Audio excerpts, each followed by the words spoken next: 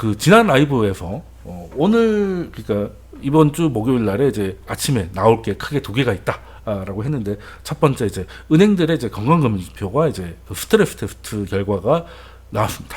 나왔는데 별 뉴스가 없어요. 왜? 뭐 잘 나왔으니까. 그러니까 이제 정기 검진했는데 지금 나이가 좀 있다 보니까 우리 늘 듣는 얘기 있잖아요. 나이가 있으니까 이게 혈압이 조금 높은 편이 고혈압은 아닌데 혈압이 조금 있는 편이고 당뇨는 아닌데 당도 조금 있는 편이고 뭐 다른 건 아닌데 중성지방 조금 높은 편이고 이제 다 약간 그런 비슷한 이야기들이 있잖아요. 그런 얘기로 이제 결론이 나왔습니다. 일단은 그 23개 대형 은행들이 이제 모두 테스트 통과는 했습니다. 그러니까 뭐 파산한다거나 아니면 이제 손실이 너무 커져가지고 뭐 대출을 더 이상 할 수 없다거나 뭐 그런 극단적인 상황은 나오지 않는 걸로 나왔는데 뭐 이번에는 또 작년하고 다르게 그 시범적 시장 충격 뭐 이런 것들이 또 들어가서 거기엔 또 뭐냐면 이제 그 이번에 있었던 갑자기 뭐 원자재 가격이 오르고 그 연준이 금리를 급하게 올리게 돼서 뭐 갑자기 달러가 초강세로 가면서 채권 가격이 떨어지는 뭐 이런 그 새로운 평가 요소도 넣었던 거죠.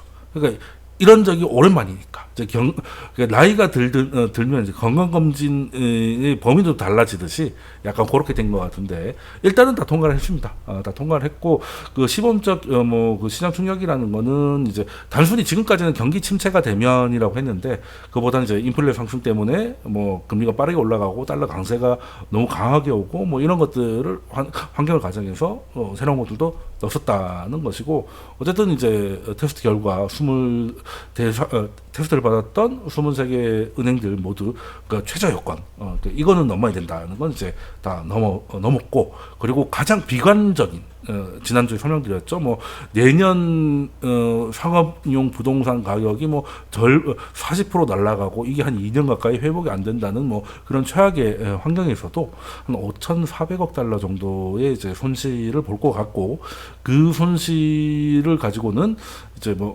일단 흡수할 수 있고 힘들지만 견딜 수 있고 기업과 가게 대출을 계속 이어갈 수 있다는 이제 결과가 나온 거죠. 뭐 나쁘지 않은 것 같습니다. 나쁘지 않은 것 같고 일단은 이제 어떤 상황에서도 이제 그 은행 보통 그 자기 자본 보통 자본이라고 CET1이라고 하는데 이게 이제 그 지금은 그 테스트 결과를 해보면 조금 괜찮은 시나리오에서는 12.4%까지 떨어질 수 있고 최악의 시나리오에서는 10.1까지 떨어지는데 이게 이제 그 커트라인이 뭐냐면 4.5예요. 그러니까 4.5가 이제 커트라인인데 10.1이 나왔으면 그렇게 힘든 상황은 아닌 거고 그리고 이제 작년에 했을 때는 이게 9.7이 나왔어요. 그러니까 그 작년보다 어떻게 보면 상황이 녹록지 않은 상황인데도 실리콘밸리 은행 파산이라던가 아니면 상업용 부동산에 대한 우려 이런 것들이 좀 확대가 돼서 좀 떨어지지 않을까 하는 생각도 좀 있었는데 9.7보다 소폭 개선되는 걸 보면서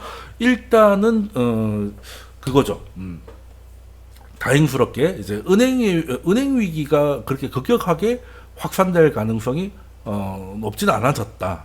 그래서 이제 최근에 이제 6월 들어서 이 테스트가 들어간 6월 들어서 이제 하이드 채권이라든가 이렇게 약간 고위험 채권에도 이제 자금이 들어가고 했던 것들은 어느 정도 이제 이걸 좀 예상하지 않았나 싶긴 하고 그래서 가장 좋은 거는 은행의 위기가 이제 마구잡이로 확산돼서 크레딧 위기가 오고 그것 때문에 흑자 보도가 나와서 실업자가 쏟아지고 하는 급격한 경기 침체의 가능성은 좀 제법 사라졌는데 단점이 있죠. 은행이 생각보다 건강하다고 하니까 그래? 그러면 이제 빡세게 운동을 시켜야겠구만 이렇게 된 거죠.